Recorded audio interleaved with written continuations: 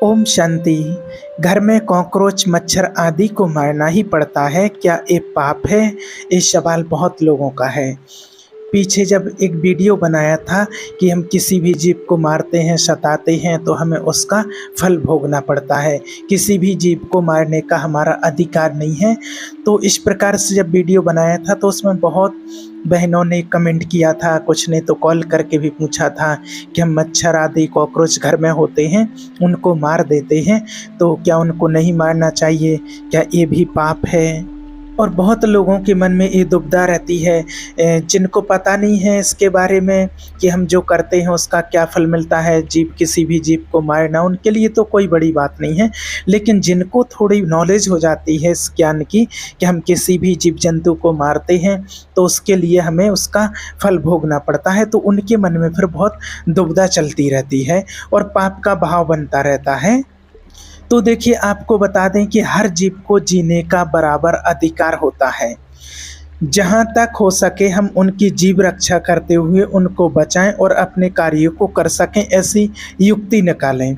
जैसे अगर वर्तमान में आपको दिखाई दे रहे हैं कि कहीं कॉकरोच है, घूम रहा है, तो उसको कूड़ेदान में लेकर के भर करके और उसको बाहर छोड़ दें। और जब नहीं दिखाई देते हैं और आपको ऐसा लगता है कि आ सकते हैं, तो आजकल ऐसी औषधियाँ चल गई हैं, ऐसी कई दवाइयाँ हैं कि उनको आप रख दो तो उनको फिर वो आएंगे नहीं आपके घर में। ऐसी ऐसी औषधियाँ हैं कि वो रख देंगे तो फिर वो आएंगे नहीं। और अगर हमें दिखाई दे रहे हैं अपने घर में बाहर कहीं भी टहलते हुए और उनके ऊपर फिर अगर कोई ऐसे केमिकल डाल देते हैं जिससे वो मर जाते हैं, तो फिर तो वो पाप हुआ है, फिर तो उसका फल देखिए भोगना पड़ेगा। सब जीवों को इस भूमि पर जीने का अधिकार है ना। जैसे हमने अपने एक के घेरे में अपने घर को अपना मान लिया है, उस भूमि पर घर बना लिया है, उसको अपना मान लिया है, लेकिन है तो सब ईश्वर की ही देन ना, ईश्वर ने दिया है। तो कहते हैं कि जब घर बन जाता है तो उसमें सभी आने लगते हैं। चींटी का भी अधिकार होता है, छिपकली का भी अधिकार होता है ना। तो ये भूमि तो ईश्वर की है, तो उस भूमि पर तो सबका अधिकार होता है। हाँ, एक बात है, जैसे विरोधी भाव होता है, जैसे मान के चलो किसी कमरे में सांप है तो उसमें हम कैसे रहेंगे। तो कोशिश ये करनी है जहाँ तक हो सके कि उसको मारे ना, और किसी भी तरह से उसको पकड़ के निकाल के अगर कुछ भी हो जाए तो उसको बाहर छोड़ दो, लेकिन कोशिश करते रहो कि मारे ना। हम ऐसा कोई उपाय करें कि उसको भी दुख ना पहुँचे और अपना भी बचाव हो जाए। जैसे मान लीजिए आप पोंछा लगा रहे हैं और आप ध्यान नहीं दे रहे हैं और उनको रगड़ते जा रहे हैं, मारते जा रहे हैं, तो वो पाप बन जाता है। आपने देख लिया है और देख करके आप उसको मार रहे हैं तो पाप बनेगा।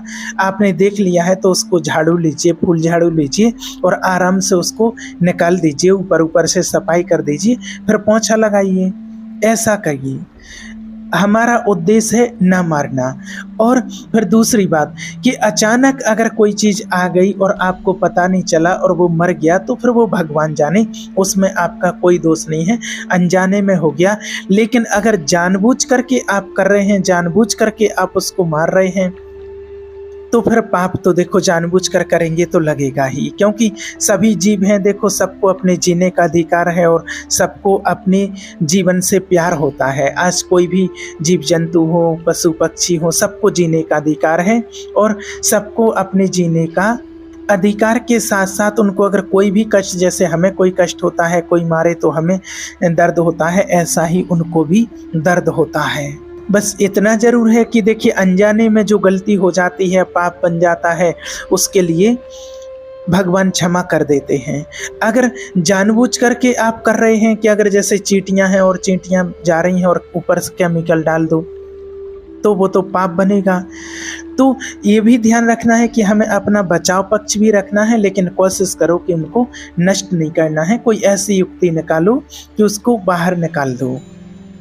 और घर गृहस्थी में अधिकतर ऐसा होता रहता है, जैसे घर में कोई छिपकली हो, चूहा आ गया है, तो उसको एक बार तो ऐसा देखा था, हमने देखा है कि माना एक व्यक्ति थे और वो चूहा पकड़ करके अपने घर में पिंजड़े में पकड़ करके 3 चूहे ले करके आए थे। और लेकर के आए और वो सड़क में ला करके उन चूहों को ईंटें पटक पटक के मार रहे थे। तो ऐसा तो एक गलत है ना, जब आपने पकड़ ही लिया है तो उसको छोड़ दो भाई। अगर वो पिंजरे में मर जाता है, किसी कारण बस मर जाए, वो एक अलग चीज़ हो जाती है, लेकिन आप पकड़ लिया है और फिर जानबूझ करके मार रहे हैं, तो फिर देखो वो तो उसका तो पाप मिलेगा, है ना।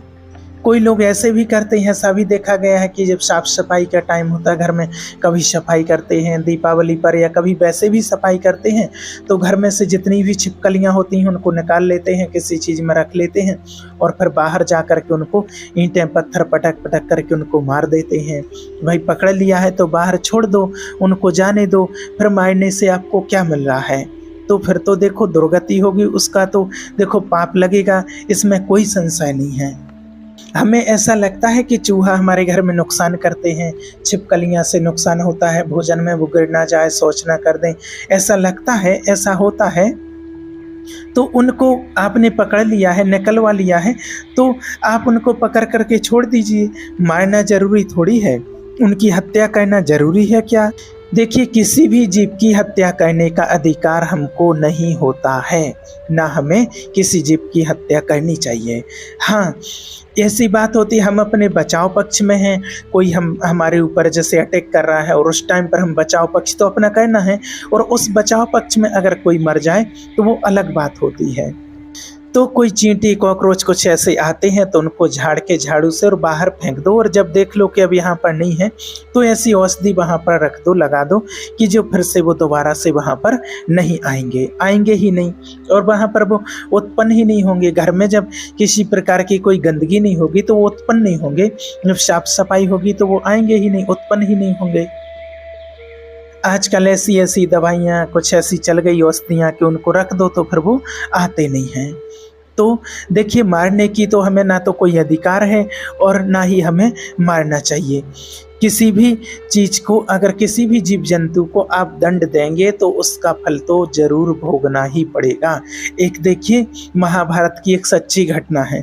एक महात्मा थे, मांडव ऋषि थे, वो दोनों हाथ ऊपर उठा करके और पहले बहुत कठिन तप करते थे। साधु संत जो रहते थे बहुत कठिन तपस्या करते थे, और वो इतने तपस्वी थे कि दाहिने पैर के अंगूठे के बल से पूरा शरीर ऐसा उठाए रहते थे, सिर्फ जमीन से दाहिने पैर का अंगूठा लगा हुआ रहता था और दोनों हाथ ऊपर उठा करके तपस्या करते थे। उसी राज्य में कुछ चोरों ने राजा के यहाँ चोरी की और राज कर्मचारियों ने पीछा किया चोरों का, और राज कर्मचारियों ने पीछा करते करते देखा कि वो उनके आश्रम में चोर घुस गए और आश्रम में वहीं जा कर के छुप गए, इस भाव से कि वो तो चोर इस भाव से आए कि भाई ये कर्मचारी जो आ रहे हैं राजा के, आश्रम देख करके चले जाएंगे कि यहाँ थोड़ी चोर रहेंगे, कि यहाँ कैसे चोर छुप सकते हैं। पर राज कर्मचारियों की दृष्टि पड़ गई। जब राज कर्मचारियों की दृष्टि पड़ गई और उन्होंने देखा तो वहाँ माल सहित और वो चोर पकड़े गए, जो चोरी करके लाए थे वो सामान भी पकड़ा गया। तो फिर उन्होंने सोचा कि ये महात्मा तो नाटक कर रहा है, जो राज्य कर्मचारी थे महात्मा होने का ढोंग कर रहा है और यहाँ चोरों को रखता है, चोरों को पालता है, चोरी करवाता है। तो उसी अवस्था में वो चोरों मांडव ऋषि को ले गए, चोरों के सहित उनको साथ में ले गए। वो तो अपनी ध्यान अवस्था में थे, उसी अवस्था में ले गए और राजा के सामने पेश किया कि महाराज समस्त चोरों को पकड़ करके हम लाए हैं। और राजा ने कह दिया कि जब चोर और माल सहित पकड़े गए तो यही पक्का चोर हैं, इसलिए इनको सूली की सजा दे दो। और सूली की सजा बहुत ही दर्दनाक होती थी। आपने अगर देखा हो, सुना हो कि एक भाले जैसा नुकीला बहुत यंत्र होता है, और उस भाले जैसे यंत्र में ऊपर से माना ऐसा होता था, ऊपर से सीढ़ियों से ले जा करके और फिर सीधा उस पर बिठा देते थे। माना नीचे वो सूली लगी रहती थी और नीचे से माना जैसे भाला खड़ा है नुकीला और उसी पर बिठा देते थे। अब वो नीचे से गुदा द्वार से जितना अंदर तक वो घुस जाए, अब प्राण शक्ति जितनी उसकी, जितने मिनट जिए, जितने घंटे जी सके, कोई घंटों जी जाते थे, रक्त बह रहा है, तड़प रहा, और इतना दर्द, इतना कष्ट की माना कह नहीं सकते हैं कि कितनी पीड़ा होती होगी, कितना दर्द होता है उससे। और माना ऐसे ही ऊपर से छोड़ दिया और नीचे से जितना घुस गया, रक्त बह रहा है, कितना कष्ट होता है। अब वो तड़प तड़प के बड़ी भयानक मौत होती थी, सूली की सजा वाली। महात्मा जी को भी ऐसा ही किया। अब वो तो और साधारण जीव थे सब, और वो तो सब मर गए जो भी चोर थे। और ये जो महात्मा थे, जो सूली गई जैसे ही अंदर से, जैसे ही उनको सूली गई तो चेतना जागृत हुई कि मैं कहाँ आ गया, वो क्या हुआ, ये कैसी क्या हो रहा है। तो वहीं पर अपना ध्यान लगा करके, चेतना लगा करके सूली पर ही बैठ गए। वो तो योगी थे बहुत। अब बधशाला में तो तब जाया जाता था जब दूसरे किसी को सूली दी जाए, वो तो राजा हैं, तो 2-4 रोज तो हो ही जाते थे अपराधी को, और फिर दूसरे दिन जब कोई दूसरा आ जाता था तो उतारने जाते थे। और दूसरे दिन जब उतारने के लिए गए तो ये तो सब मरे पड़े थे, चोर थे जितने, और जी अपने सब आसन में बैठे थे। जी महात्मा जी आसन में बैठे थे, तो वो भाग करके गए सैनिक, और घबरा गए, राजा के पास पहुँचे। बड़ा अपराध बन गया है, कोई ऋषि आ गया है। तो फिर राजा ने कहा तुमने पहले क्यों नहीं बताया कि कोई ऋषि है। भाई ये तो बड़ा अपराध हो गया है, अगर कोई ब्राह्मण है, ऋषि है, गऊ है, तो उनके लिए दया कर देते थे, उनको इतना दंड नहीं देते थे। अब राजा गए और पहुंचे और ऋषि के आगे बिल्कुल हाथ जोड़ करके पैरों में गिर गए, गिड़गिड़ाने लगे कि महाराज बिल्कुल माफ़ कर दो, और हमें तो बिल्कुल पता भी नहीं था कि आप यहाँ कैसे लाए गए, मुझे तो बिल्कुल भी पता नहीं है, मुझे क्षमा कर दीजिए महाराज। तो वो बोले कि मुझे आपसे कुछ मतलब नहीं है, और पहले तो ये निकलवाओ, इस सूली से मुझे निकलवाओ, सूली को निकलवाओ। तो लाख कोशिश की गई, लेकिन वो सूली निकली नहीं। सोचिए उनके अंदर से वो सूली निकली नहीं। तो उन्होंने कहा कि काट दो इसको, तो उसको काट दिया गया। वो जो मना सूली थी और उसको लोहे का वो काट दिया गया, और सीधे कहते हैं कि वहाँ से अंतर ध्यान हुए और सीधे धर्मराज के पास पहुँचे, क्योंकि वो तो पावरफुल महात्मा थे। धर्मराज से कहा कि मैंने क्या ऐसा पाप किया है जो तुमने ऐसा दंड विधान किया है, क्योंकि हाई कमान तो वहाँ है, ये तो क्रिया यहाँ दिखाई दे रही, लेकिन कारण तो वहाँ से बना हुआ, पूरा हिसाब किताब उनके पास होता है। तो वो बहुत गुस्सा में थे। तो धर्मराज ने बोला कि गुस्सा मत होइए महाराज, अभी देख लीजिए। जैसे कहते हैं ना कि जैसे कोई जैसे वीडियो है, फिल्म है, कोई चल गई है, आगे निकल गई है वो सीन, और फिर उसको रिवर्स करके और फिर पीछे से दिखा सकते हैं, हम देख सकते हैं। तो वहाँ उन्होंने ऐसे ही सीन दिखाई।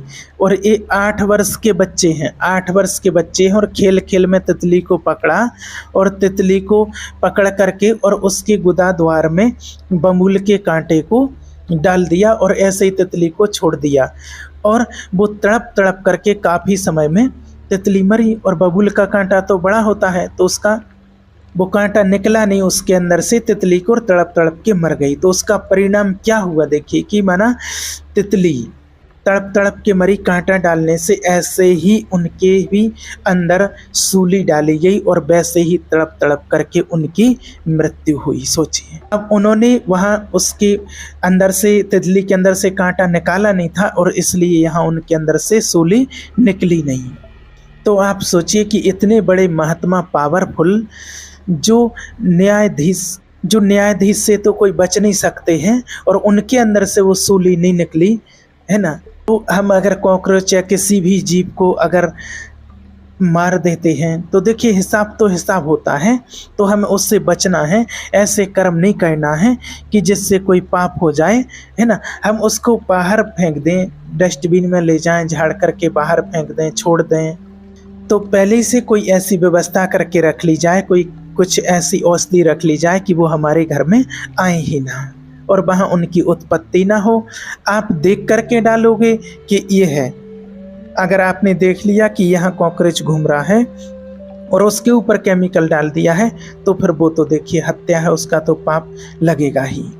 इसलिए ऐसा पहले से हमें सचेत रहना है कि किसी भी जीव की हमें जानबूझ करके समझदारी से हत्या नहीं करनी है। अनजाने में कोई हो जाती है तो वो एक अलग बात होती है। ओम शांति।